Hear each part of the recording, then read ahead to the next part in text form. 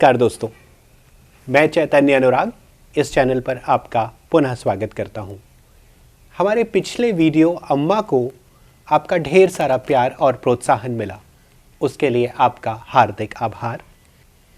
देखिए दोस्तों, हम एक बात पर तो सहमत होंगे ही कि जब कोई बच्चा इस धरती पर आता है तब उसका मन एक कोरी स्लेट की तरह होता है और उसके बाद उसके मन की स्लेट पर उसका परिवेश, उसका वातावरण बहुत कुछ लिखते हैं।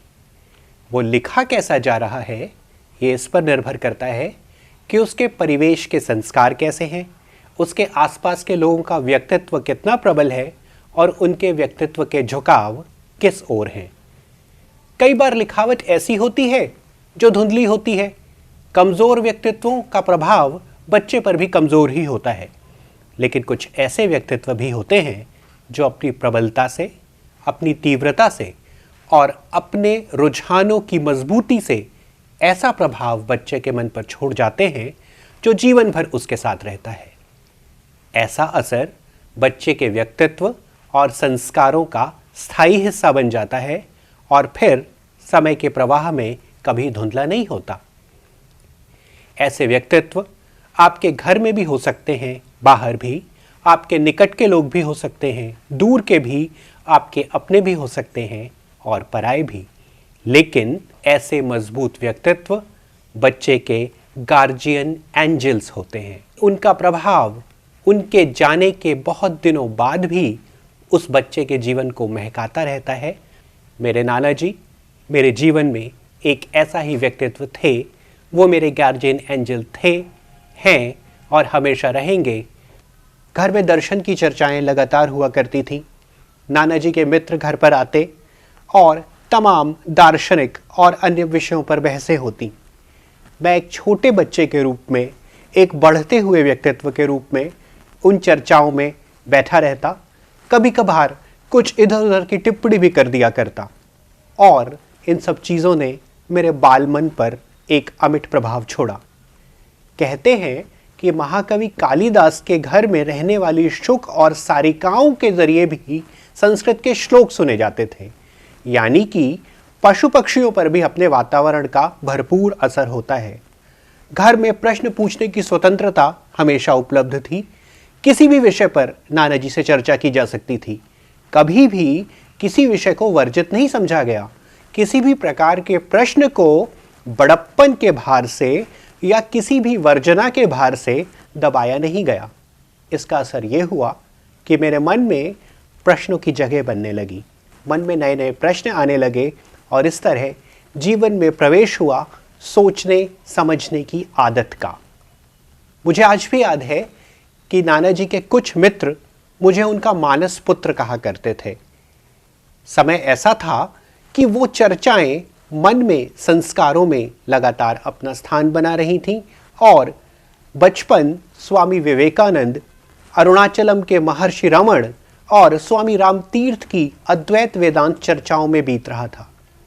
मुझे एक बार भी याद नहीं है कि प्राइमरी कक्षाओं में, कक्षा 5 तक, जब तक मैं नाना जी के साथ रहा तब तक कभी मुझे पढ़ने के लिए डांटने की ज़रूरत पड़ी हो।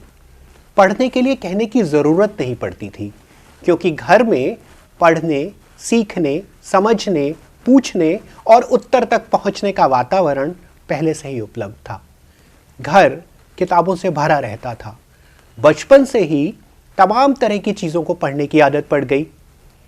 पढ़ने को तो लेकर ऐसी स्थिति थी कि कक्षा 2, कक्षा 3 के प्रश्न पत्रों पर भी मैं नाना जी के साथ बहस किया करता।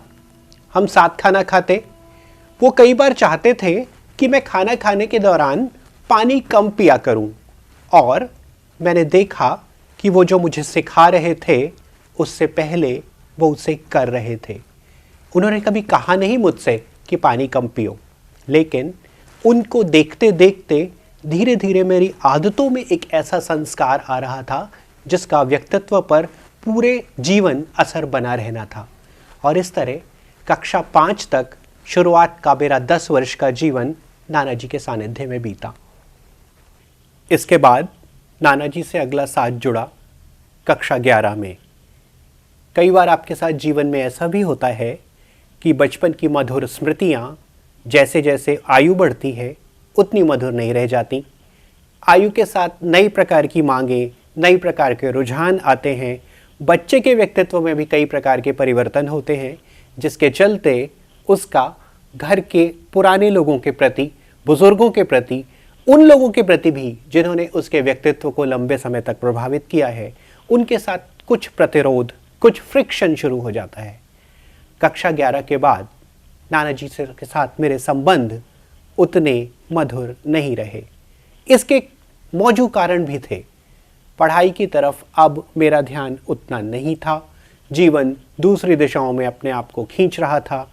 मैं कई और प्रकार से अपने आप को डिस्ट्रैक्टेड महसूस कर रहा था, जिसके चलते नानाजी मुझसे असंतुष्ट रहा करते।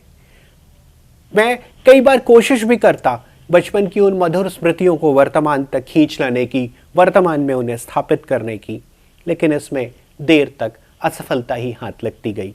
लेकिन बचपन का वो प्रभाव, वो नया सीखने की चाह, वो प्रश्न करने की आकुलता, वो उत्तर तक पहुंचने की उत्कंठा, वो लगातार साथ रही। वो 70 पार कर चुके थे। मैं अभी खासा युवा था। मैं फिल्मों की तरफ आकर्षित था।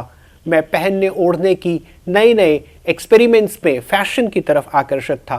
नानाजी को ये सब चीज़ें उतनी नहीं रुचती थीं। मेरे दोस्त उन्हें उतना पसंद नहीं आते थे।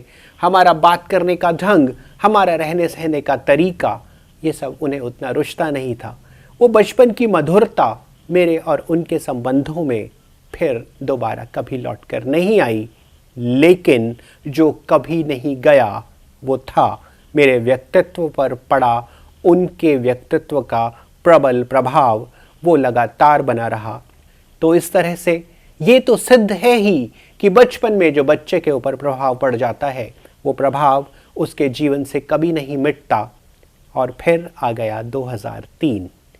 2003 के अक्टूबर में हमने उन्हें खो दिया। वो चले गए, लेकिन उनका असर हमेशा बना रहा। 12th में साइंस के साथ मेरे केवल 58% मार्क्स थे, लेकिन एमए में 2002 हिंदी साहित्य दिल्ली विश्वविद्यालय में मुझे मेरिट लिस्ट में 6ठा स्थान मिला। एमफिल में भी दिल्ली विश्वविद्यालय से मेरिट लिस्ट में स्थान हुआ। उसके बाद पहले ही प्रयास में बैंक में राजभाषा अधिकारी के रूप में चयन हुआ और दूसरे ही प्रयास में ग्रुप ए सर्विसेज में त्वरित भाषांतरकार के रूप में चयन हुआ। ये सब नानाजी के प्रभाव से हो रहा था, क्योंकि भाषा पर मेरी पकड़ और भाषा के प्रति मेरा रुझान लगातार प्रशंसा पा रहा था।